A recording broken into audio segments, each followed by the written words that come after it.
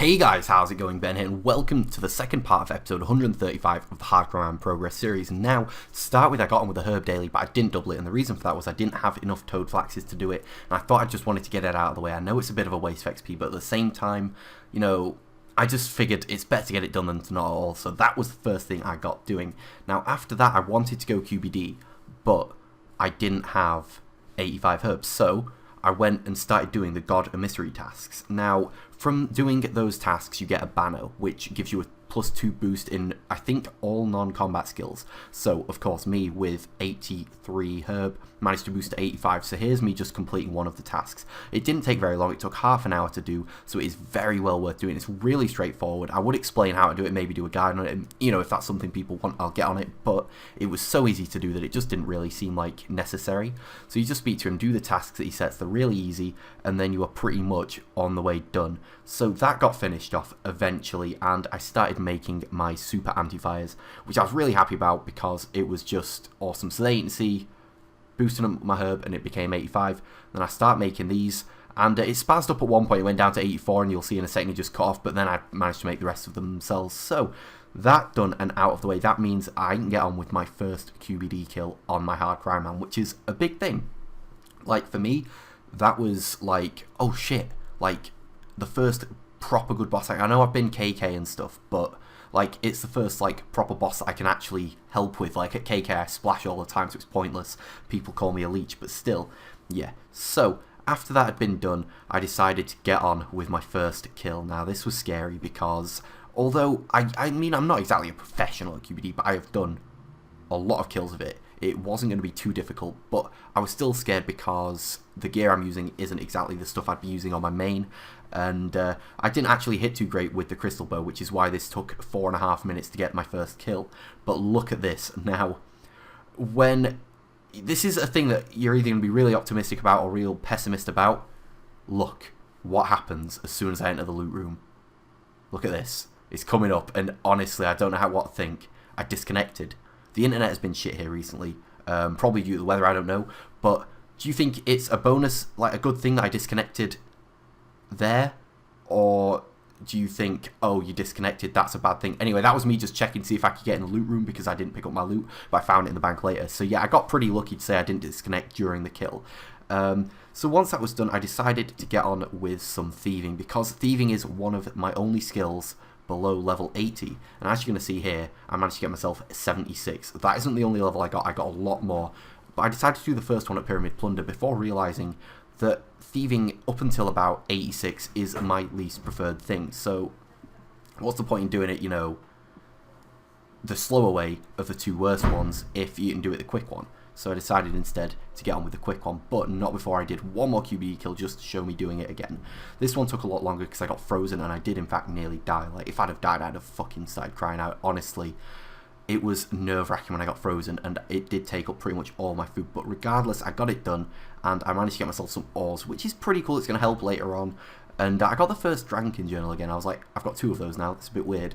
So yeah, that done and out of the way, I got on with koshing volunteers. This was a grind. I hate doing it because it's so click intensive, you can't do anything else whilst doing it. So I was just there, luring them, knocking them out, and so on and so forth.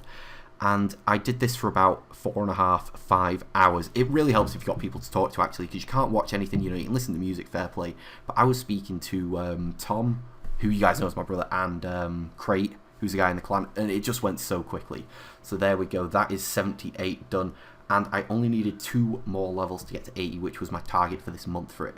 The reason that target's so low for this month is just because, like, I didn't want to set anything too big with thieving because I hate it. I didn't want to get burnt out and then just not want to come back to it again.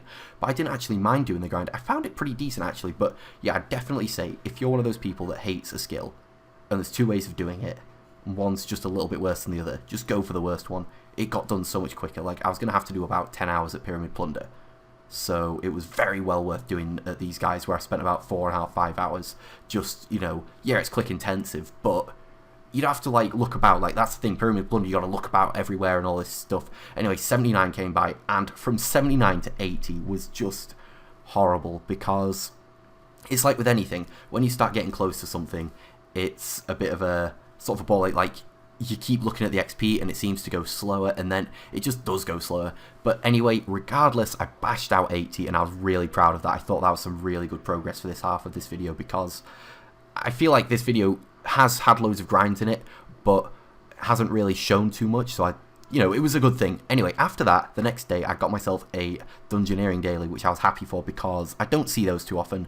And I need to get Dungeoneering to 85 for Frost Dragons, which is sort of like my next sort of goal in respect after I've got 80 plus all. I'm not going for the Quest Cape anymore, guys. I will at some point, but it was just such a grind. It wasn't fun for you guys. I'll do it in my own time. Anyway, enough of that. Got on, finished off my first small. I was just doing the rushes that I had to do, as you do, because you just don't do the big ones for a daily when you just want to rush it. And actually, after doing it, I felt like a bit of doing a Dungeoneering grind, but I decided not to because my internet was bad, kept disconnecting, and it was just a pain. I just wanted to do something chill. So, that done, I left and went and got my XP. Now, everyone knows that the XP's good. I got 150k from doing that, and it just didn't get me level. I'm 80k off. That's like 15 minutes work. Sorry, did I say 80k? I meant 30k. That's like 15 minutes worth. That's nothing. After that, I found out, and I didn't realize I didn't have it, but I had some elite clues, which I decided to do now. That was the reward, and it's shit. It wasn't very good, and I decided to re-roll. And I was a bit sort of like, oh, do I re-roll? Because I had a UC there, but I decided anyway, I've re-rolled in the past and got a Shadow Die. It was worth doing then, and it just wasn't worth doing. I got absolutely nothing. I was so gutted. But, those water tallies, they'll come in useful, I'm sure, at some point or other. But anyway, once I'd done that, I decided to get on with my hard clue, and came across this. This bat was just flying into this wall, and I'm pretty certain you can't find bats at the Ectofunctus place. That's way too far for them.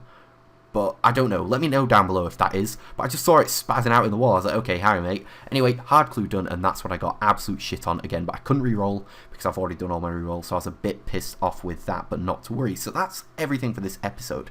Now, I'm trying to make them a bit more full and stuff, so hopefully, doing it in 2 parts and getting them up in close proximity to each other was good. Hopefully you guys did enjoy that, because I tried to make it... I didn't want to make a cheap upload, but I didn't want to go an extra 2 days without a video, because that would have just been really shit for you guys.